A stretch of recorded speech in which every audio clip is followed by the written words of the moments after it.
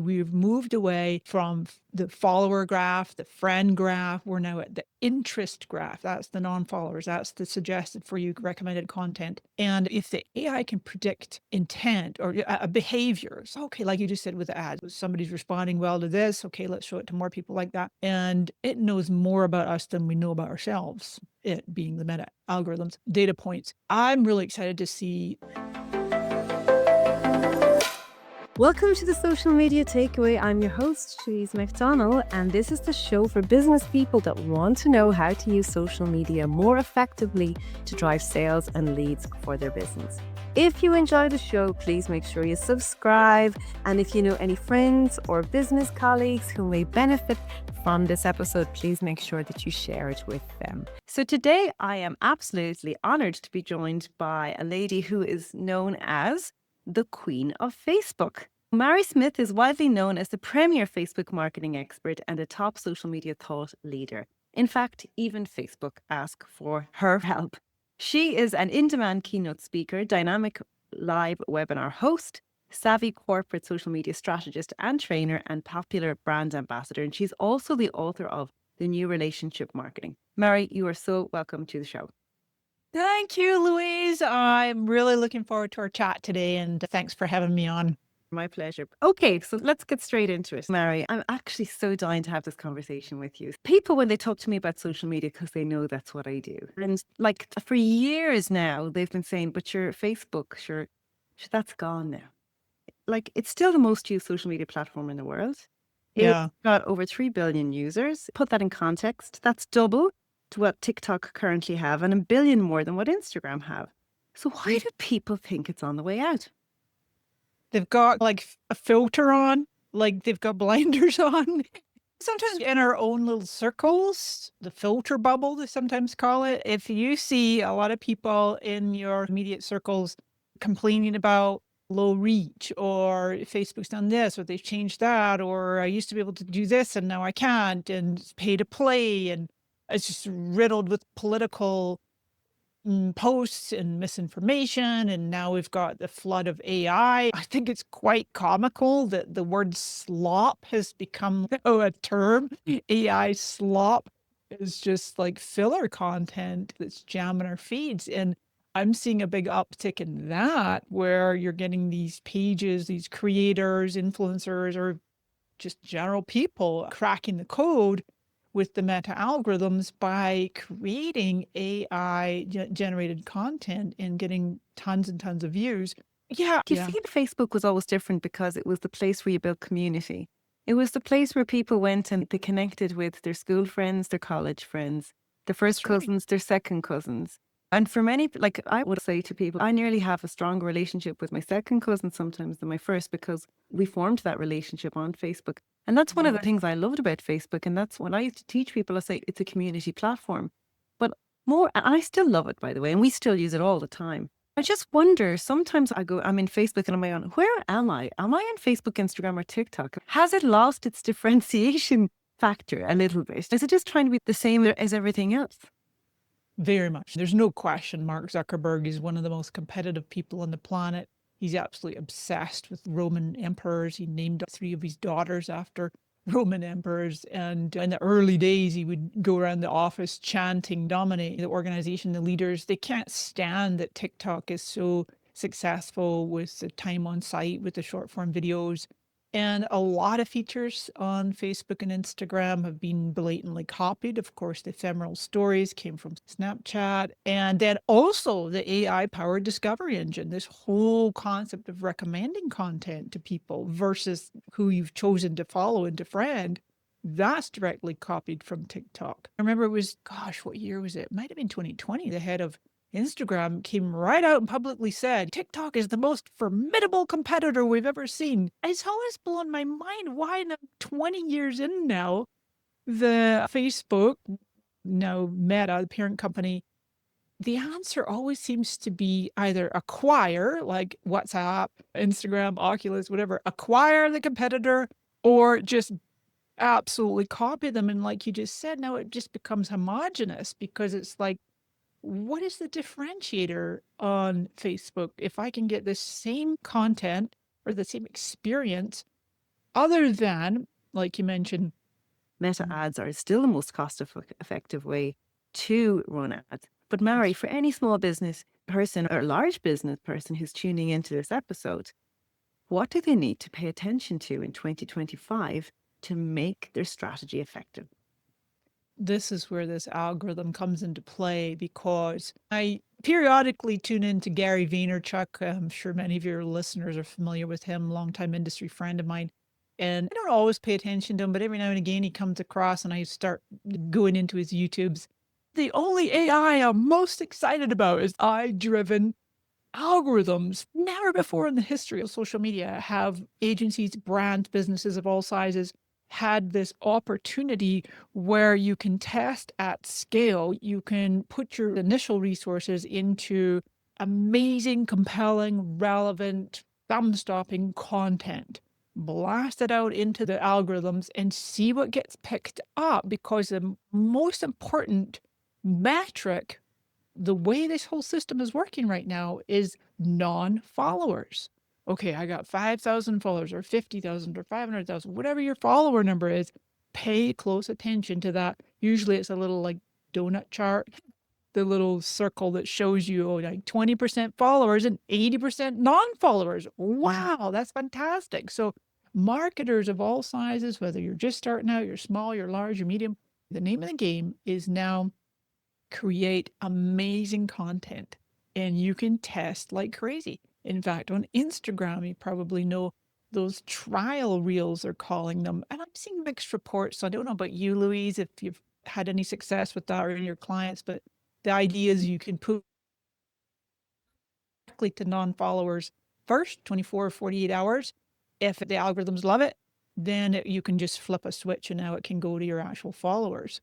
And so I think invariably we'll see a feature come out on Instagram, and if it does well, at some point it will come to Facebook.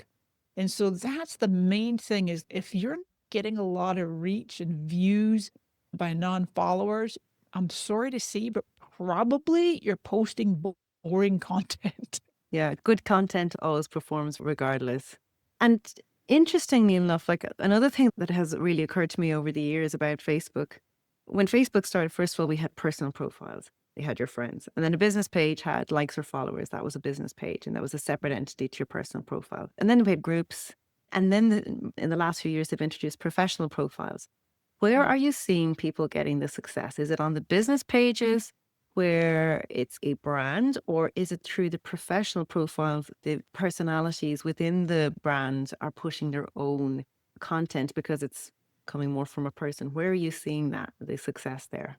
Yeah, I wish, hand on heart, that I could say, oh my gosh, I got like dozens of examples of the business pages doing so well, crushing it, getting all this reach. But unfortunately, it really isn't. It does tend to be the whole pay to play approach on the public business pages. And so, just for clarity, what you're talking about, of course, the professional mode, or pro mode for short, it's Facebook's little trickery to capture the majority of individuals, creators, entrepreneurs, independent professionals, whatever it may be, but they're in business, right? They're using Facebook for business reasons. But they either did not have a public business page, or they created one and it plateaued, or they created one and they just abandoned it. So all of a sudden, a couple of years ago now, maybe several years, that Facebook started to test this thing out. And what professional mode is, basically functions almost identically to a page. You can boost posts, you get metrics, you get access to their bonus programs if that's of interest to you, and monetizing your content. That's always the carrot that they dangle. One example in particular, a good industry friend of mine you might know, is Austin Armstrong. He has an AI company. He used to have an agency, and then he let the agency go, and he's all in on this AI video editing tool, Syllabi. And so Austin somehow amassed 1 million followers on his personal profile in professional mode. And he and I were just chatting in the DMs recently, and he got something like 300 million views in the last 28 days, 99% of which were non-followers. Well, And something's cool that those are not even reels. Yes, reels can do well. They tend to do well on Instagram. They can do well on Facebook on the professional mode personal profile. But he's doing this really interesting strategy I'm seeing a number of folks do where it's the large font on the color background. He tends to just use black. And then they're using it like Threads or Twitter, where it's just a sentence or a big bold hook. And then all the value is in the comments, like the first 5, 6, 10 comments. It's like that's what the algorithms are picking up and giving a lot of views. And obviously, it takes a bit of time to trip the algorithm. It's not like we're suggesting run out and do that right now and you're going to get 1 million followers and bazillions of views. But yeah, Mm. that's what I'm seeing is working in some places. And I know I watched you speak at the Social Media Marketing World Conference last year in San Diego. And one of the things you talked about was the investment that Meta has made in AI. And I was just actually looking up the figures today. So this year alone, they're spending 65 billion on AI. Like, what does that mean for businesses using Facebook and Instagram? Like, how is that changing the platform and what should we know about? I think Meta AI, a lot of people are like chatting with it in the messenger, very much how folks are using ChatGPT. Of course, us marketers and business people, generally speaking, we are using ChatGPT because it was basically the first to market. But Meta AI is a pretty strong competitor, so it does have its place for doing all the things that you would use any kind of AI assistant. You can go to meta.ai or you can activate a chat right inside Messenger. I personally don't find it helpful to have all those little prompts underneath everybody's posts because it takes you away from the post and all of a sudden you're in a dialogue with the AI. And we'll see on the organic side, like user public facing, as opposed to what we're talking about, the AI powered algorithms. We're all at the mercy of that. But I'm very interested to see what they're going to do with the movie gen. That's going to be directly competitive with OpenAI's Sora. People can just Google that Meta AI movie gen, and it sets their text to video editor. It looks phenomenal. And what they're going to be able to do with that. I think at some point soon, we're going to be able to just go to Meta Business Suite, put in a little prompt, boom, there's some generated content, whether it's image, whether it's video. And because Meta has the power, they have the money to invest these extraordinary amounts. The third part, so that's the organic, that's the video. And then there's the ads. Anywhere you see Advantage Plus, and this is part of Mm. your area of expertise, Advantage Plus, Facebook really wants advertisers to just go, hey, hands off the wheel. We'll do the steering for you. And they'll find your audience. They'll maximize, they'll optimize, they'll tweak your copy. They'll give you copy versions and they'll tweak your images, your videos, optimize placements. But the thing that I am most eager to see roll out big time is the business AI. So the Meta Business Assistants, the AI assistants specifically for business. What it's going to do is grab all your content from your business page, your Instagram, and your WhatsApp so you can get it trained up on your knowledge base. And now this is going to provide a pre sales, a post sales, even like in the midst of an interaction or a transaction, someone's going to make a purchase and now they're like interacting with this business AI. That to me is 2 thumbs way up and it can't roll out soon enough because yeah, if we can use these tools to increase our revenue, to increase sales, that's a big win, I would say. I've seen the Meta AI. I think the algorithm in Facebook is amazing, actually, for ads. If you can start spending money, we always say to our clients, start spending money, start building awareness because you're training the algorithm to identify the people who are interested in your content. So engagement is so important now. If they stop, if they read, if they click, if they watch, if they dwell, the algorithm Yeah, learns that. And so that's true. and then when you're running ads, it automatically retargets. That to me is super. So Yeah. in the past, we used to be creating retargeting audiences. You don't need to do it anymore. I Mhm. think then when you see an advertiser, let's say, go to a totally new, let's say, country, geography, new area, then sometimes they're back to square one again. It doesn't seem to join the dots. So I Mm. think the algorithm, and this is just a hunch I have, I always feel that the algorithm on Facebook, if you run an ad from Facebook and run it across to Instagram, you get much better results than if you run the ad on Instagram and you just do a quick promotion on Instagram. So I kind of have this impression that the algorithm on Facebook is by far the best across all the social media platforms. Mm. So for sure, that retargeting is fantastic. The AI assists with the ads. I'm not hugely convinced about yet. I'm like, okay, go for it. And then one of my clients' ads popped up to me at one point and it was like totally inappropriate music. And I was like, Ginny Mac, no way. So yeah, I don't think they're quite there with that yet, but Yeah. I'm sure they will. Look, 65 billion a year. They will get there. I'm Yeah. sure. I agree. Just real quick on that advantage plus audience, like I say, Meta wanting us to just go hands off. Yeah, okay, you can put controls on it. It's like, okay, it has to be 18 and over or 21 and older, or it has to be this specific zip code or whatever geographic area. But otherwise, have I go for it, Meta, for people that I didn't even know that were my target audience. But I've heard a number of folks say, I tried that and my audience is 100% women. And I was like, whoa, okay, yeah, sometimes you have to make sure that you do put some of those parameters in place, those controls, but it might not be fully ready for prime time. Meta's always iterating and pushing us to move fast and break things has been their motto forever. I think what happens when you see that happening is that if their ad creative is appealing to that age profile or that Yeah. gender, and that's Yeah. not aligned with what the advertiser is trying to achieve, the algorithm's going to learn, oh, men are responding to this lovely image or this lovely creative, and they're going to find more of the people who respond. So I think a lot of the problem with success in terms of marketing is down to messaging and aligning your creatives with your messaging. So you talk about the new rules of reach. So for anyone who's sitting there going, oh, please, Mary, tell me, how on earth can I start creating this content, really good content to get beyond my followers? How do you do it? Yeah, you definitely want to embrace some AI, whatever your AI assistant of choice is. For most people, it's Chat GPT, but there's many other choices out there too. And to really come up with those ultra compelling hooks. I would say follow other people in your industry, but not just your vertical. Keep an eye on other, I call it intentional scrolling. Be really careful you don't get sucked into the machine. And they literally have this god awful term now called brain rot. Mental health is such an important area now, but I do literally call it intentional scrolling, where you're looking at your feeds, whatever platform you're scrolling, and you're literally looking through the eyes of, okay, what is catching my eye as being really compelling or is getting some great engagement or is, oh, that's a cool approach. For example, my friend John Jantz, the founder of Duct Tape Marketing, and I think he recently had his daughter take over the business. He's retiring. And a lot of people know duct tape marketing, but I saw an ad that he was running on Instagram. I'm sure it was on Facebook too, but I saw it on my Instagram feed. And it was for an ungated lead magnet.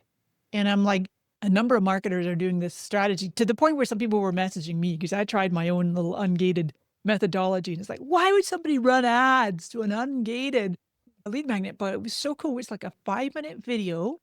So he only ran the ad just very briefly because then I couldn't find it and back in the behind where you can see in the ads on somebody's page. But right under this video was the calendar. He had his calendar link to book your strategy call. And I'm like, that's really smart. I actually thought it was really clever. Anyway, I don't know if I'm answering your question. The new rules of reach. Yeah. So my point is hooks, really good hooks using the AI tool of choice. And that's what I'm saying, the intentional scrolling to see what's catching your eye, but also be careful. What I'm calling new rules of reach is we're reaching those non-followers. Just go straight for getting them in your funnel and do really good ad campaigns. And then just do some organic to maintain a good presence. That's one strategy. And I would recommend it for the vast majority of businesses, quite frankly. So Yeah. you might not have huge organic reach, but it's your portfolio. It's a place where people can go and check out what you're about and what you're doing right now. And then your paid promotions, they're your opportunity. If you're not going viral, spend some money on ads. And here's the thing about the ads. I also, if your ad is good and you put it out there, you won't have to spend a huge amount sometimes to have massive reach, because if your content is good and the algorithm just hasn't picked up on it, then it'll still perform really well. If you're not getting a positive ROI on your ads, I see this to people all the time. I know some clients that they're happy with 1.7x or whatever. I do minimal ads for my own business, but I don't run ads for people and I don't even claim to be an ads expert. I leave that to people like you.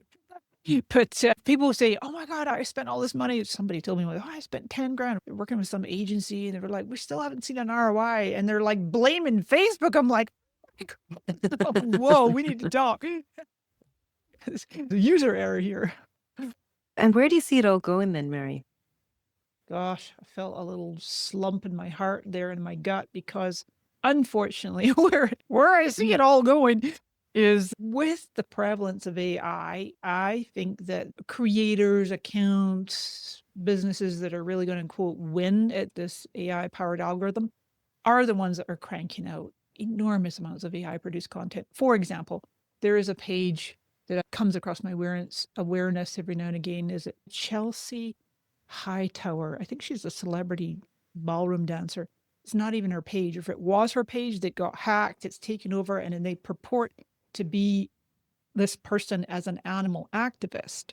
And the page is just riddled with these AI created animal stories where you think all these baby animals are getting rescued, and it's got millions of comments and reach and shares and views. And that's what Meta wants. These eyeballs on the screen. So that's one category where you just go, okay, you can't beat them, join them. We're just going to produce boatloads of AI generated content and see if we can game the algorithm. That's one side. And the other side that kind of makes me have that sinking heart is Facebook themselves are putting out these AI created profiles, and they're actually coming right out and saying, yeah, it's going to interact with you as if it's a real person. And they started to put some out and then they pulled some back, but I'm sure at some point it'll be all systems go. And the whole platform, all these platforms will just be riddled with, you don't even know if they're real people or AI people, or maybe their AI people can talk to your AI people and we'll just go forget it. Chatting to each other on social media. And that worries me, to be honest, because then you're wondering if the platform is full of these AI bots, which are they what's going to be clicking on your ads? So what does it mean? Nothing. Oh, I know that I get the bit of giving, amplifying the reach of AI produced content because it's still real human eyeballs that are looking at it. You got plenty of ad inventory you can shove in there. But yeah, AI comments and AI profiles and interacting with each other and interacting with us, I don't get that. The only thing I can possibly guess is it's somehow to just boost the numbers. You can say, we now have 5 billion users. Oopsies, 3 billion are bots. Yeah, they'll have more billion users than there are on the planet. I think Zuckerberg even actually said that. He said at some point there'll be more AI agents, not necessarily Facebook profiles, but AI agents than there are people on the planet. And so what's his agenda, do you think? Is it just the power that he wants to be the best and he doesn't really care what people think or how much money he Yeah, makes? it's all about money and power. I have recently read Careless People. It's a brilliant book. Kudos to Sarah Wynne Williams. She did a great job of that book. And here's me, Miss Facebook Queen for 18 years. And I've always had my suspicions about what goes on behind the scenes. She left in 2017, so a little while ago now. I believe that Zuckerberg is still very committed to the metaverse. When I watch what they're doing with the avatars and getting us more and more used to seeing the avatar versions of ourselves, and I don't know if you've played with the latest avatar creator. The controls are unbelievable. You get down to size of your lips or shape of your eyebrows. It's like you can just tweak it till you got this perfect version of your avatar. But I don't know. The hair looks still a bit plastic to me. But yeah, the whole metaverse thing, I don't know. We're supposed to all be walking around with goggles on and not interacting with real people. I don't know. We'll I don't see. know. But yeah, the metaverse. And then because AI is so competitive, is this massive arms race with all these big companies, it's quite feasible that Meta will get big time into artificial general intelligence and creating robots and competing with Musk. And who knows? We'll see. Yeah, exactly. Fasten your seatbelts. I know. Okay, so let's finish off on a positive for anyone tuning in. Okay, the positive is still Facebook's still very relevant. Facebook, Instagram, same platform for ads. What would Yeah. you add to that, Mary? I would add also, I'm glad it just popped in my mind. One of the things that I really think is awesome about the AI powered algorithms is predicting intent. And this is one of the things Gary Vaynerchuk talks about too. We've moved away from the follower graph, the friend graph. We're now at the interest graph. That's the non-followers. That's the suggested for you recommended content. And if the AI can predict intent or behaviors. Okay, like you just said with the ads, it was somebody's responding well to this. Okay, let's show it to more people like that. And it knows more about us than we know about ourselves, it being the meta algorithms, data points.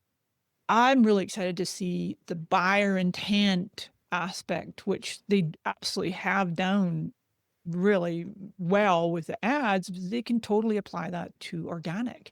And so now this whole non-follower and predicting the user intent, buyer intent, the behavior, and just overall having it be a much better experience for people. So really, when you go on that site and you really have your, "Oh, wow, this algorithm knows me so well. This is the exact content I want to see." And I hope that we get to that point sooner or later.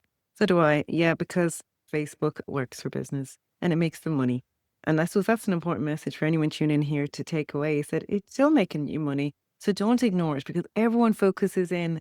So many people just talk about Instagram continually, but we always get more sales from Facebook for our clients over Instagram. It's just always the way. Mary, thank you so much for your time. It's so wonderful to have you here. You're such an expert, you're such a leader, and you're such an inspiration. Oh, my pleasure. Thanks for the invitation. Not at all, my pleasure. That's it, everyone. That's another episode of the Social Media Takeaway. If you have some feedback, make sure that you tag us on social media. You'll find me under Sell on Social M, or on LinkedIn, you'll find me under Louise McDonnell. I'd love to hear your feedback and what you thought about the show. Make sure you hit that subscribe button so that you don't miss out on any future episodes. And if you know anyone who may be interested, be sure to share the show with them too. Thanks, everyone.